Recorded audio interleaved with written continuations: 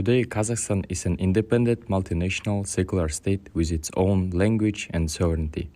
We have high respect and strong relations with neighboring countries.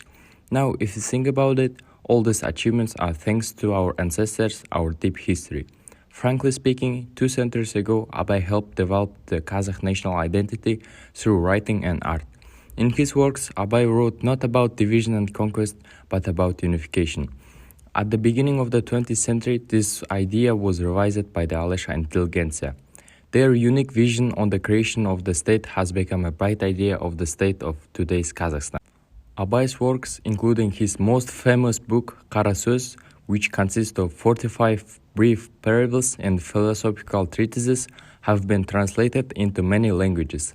Interest in Abay's work is growing.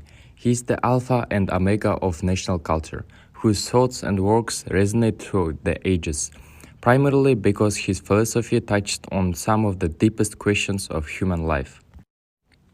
Abay was a reformer of the Kazakh language and the founder of the Kazakh written literature. The idea to urge the country to get rid of old stereotypes and strive for art and education began with Abay. However, this idea has a broader new meaning in a new social context. Wake up, Kazakh. The word became the national motto at that time, the beginning of the 20th century.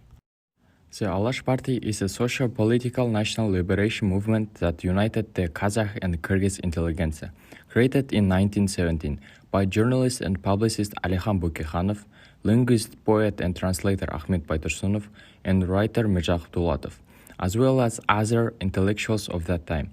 The national intelligentsia united Kazakh youth with liberal and national slogans. He held regional district congresses and gatherings of Muslims from all regions of Kazakhstan, raised issues of concern to Kazakhs at that time.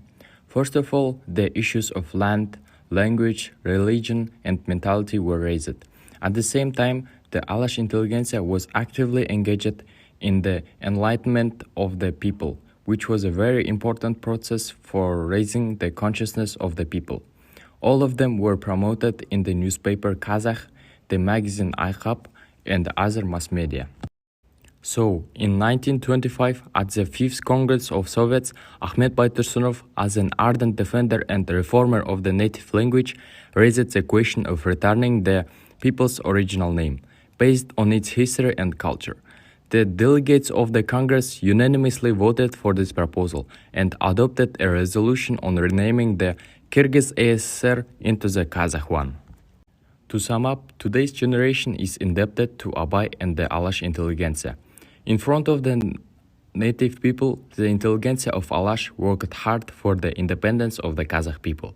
The most important thing is that the heritage of Alash figures has been reunited with their native people.